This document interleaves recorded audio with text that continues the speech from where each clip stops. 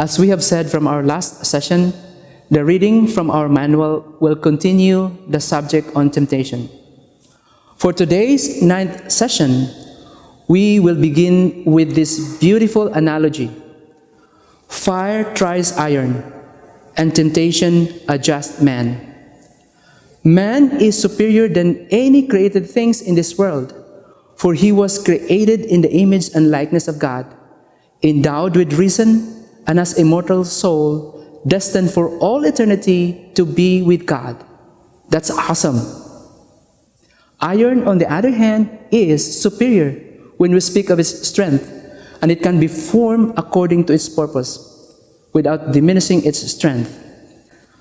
Iron has its strength, and so with man. But man's strength is different, because its strength depends not of itself, but in God.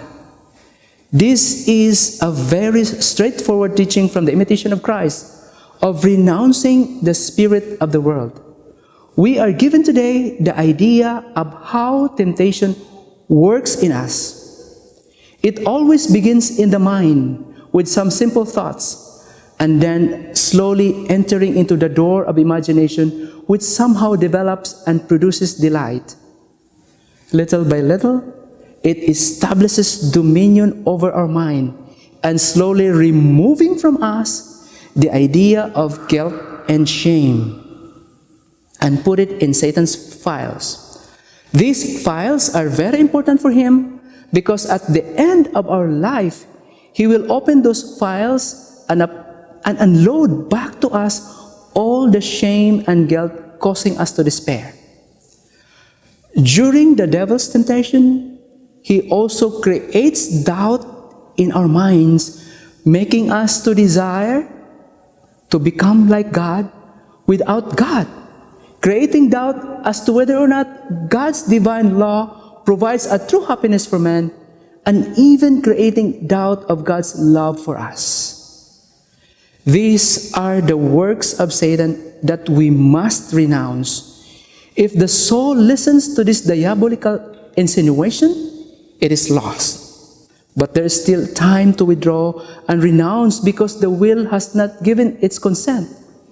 But if the soul does not terminate and renounce the tempter, it is in the very proximate of danger of falling. The forces gradually weaken, and the sin presents itself more desirable. We see how important it is to practice renouncement of the spirit of the world. We must also be vigilant, most especially in the beginning of every temptation. When it happens, we must divert our attention immediately toward good from these diabolical traps. Vigilance and prayer is so important. Our Lord says in the Gospel, "Watch and pray so that you will not fall into temptation."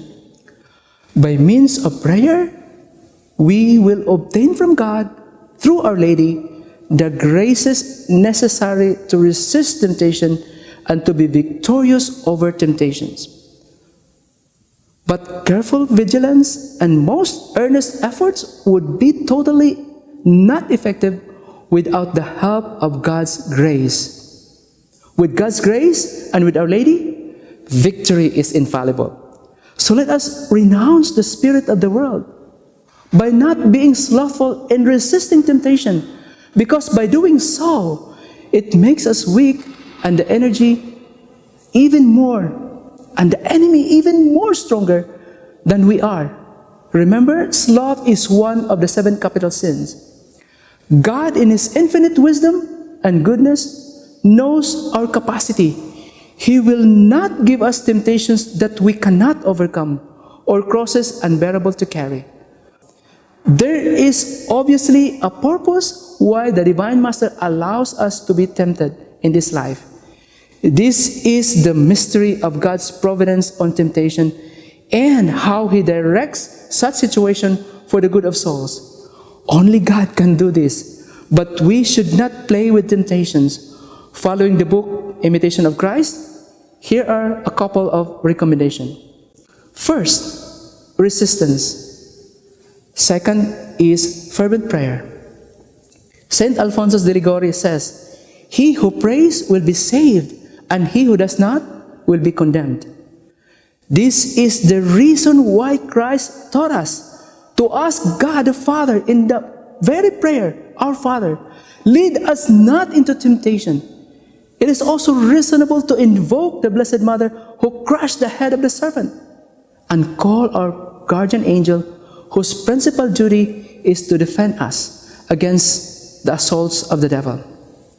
And lastly, when God allows difficult situation to happen in our life, the best move is the humble submission to the will of God.